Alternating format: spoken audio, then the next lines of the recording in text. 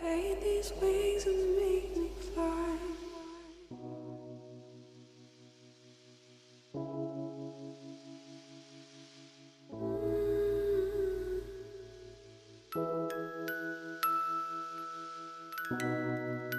The work that I make with using the cyanotype process always starts with a love affair with a place.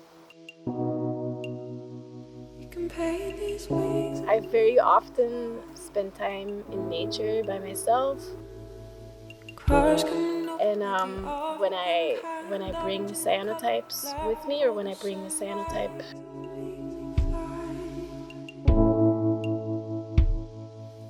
I look for light, but it's very often it's just kind of a combination of just the natural world, light, just the air even in a place, how a place feels, and I just kind of like put my paper, my cyanotype paper in the mix somewhere to capture a little bit of the atmosphere of the place where I am.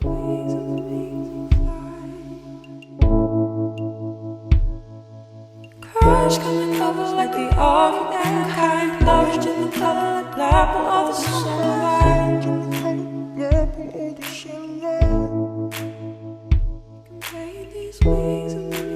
It's like you're capturing sometimes 10 minutes of time into this image, and it's not just the visual really. Right? I feel like there's just something broader that happens than when you take pictures with a camera. And for me, I just feel when that is happening, it's total meditation for me. There's this quietness that happens in my mind and in my body, and I'm so alert, and I'm like really with what's happening. It's kind of like I'm on a little island of time with the paper that's exposing. It's kind of like a trance almost.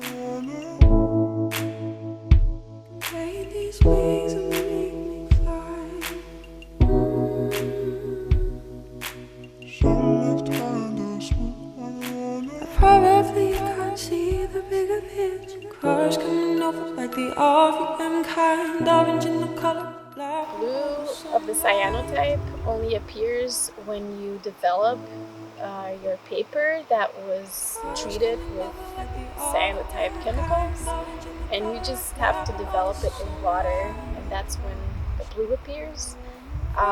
It's a very unique color. It is linked to a process that takes place between two chemicals. One of them is ferric ammonium citrate, and the other one is potassium ferricyanide. After you immerse the cyanotype paper in water, it develops and it will already turn blue. You leave it in the water for maybe 5 minutes or even 10 so it can rinse out all of the chemicals, and then you hang it up to dry typically. I usually hang it up on a clothesline or on a drying rack with like a wash pin.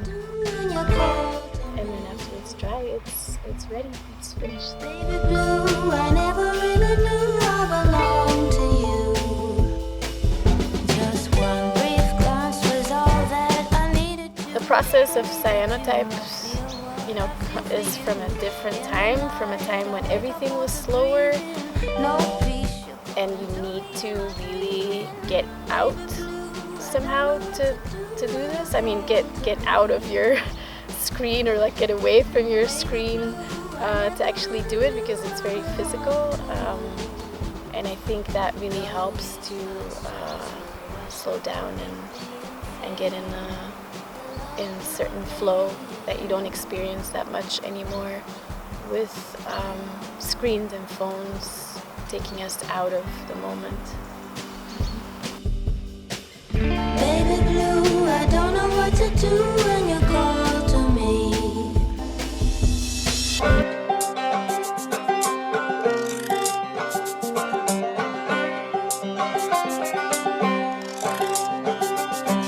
Sometimes I am I'm just experimenting with different compositions and different backdrops or just different situations, just to see what I like or what works. But sometimes I really get lost in one specific place or one specific tree or something like that, and I make a series. I really like series because it just tells more of a story, I guess.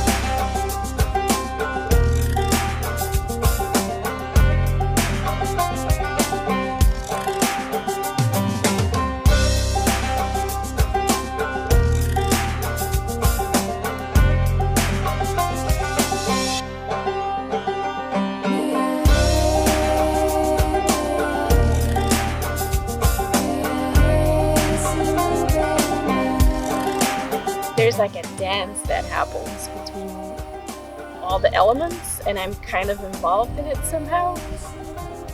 I'm not even orchestrating, not at all. Like, I'm just facilitating by putting some kind of paper in there, and it's really like yeah, some kind of choreography is happening, and I'm just kind of recording traces of it, and so it really helps me feel a connection with nature and makes me really feel very open to what's around me beyond just looking at things visually.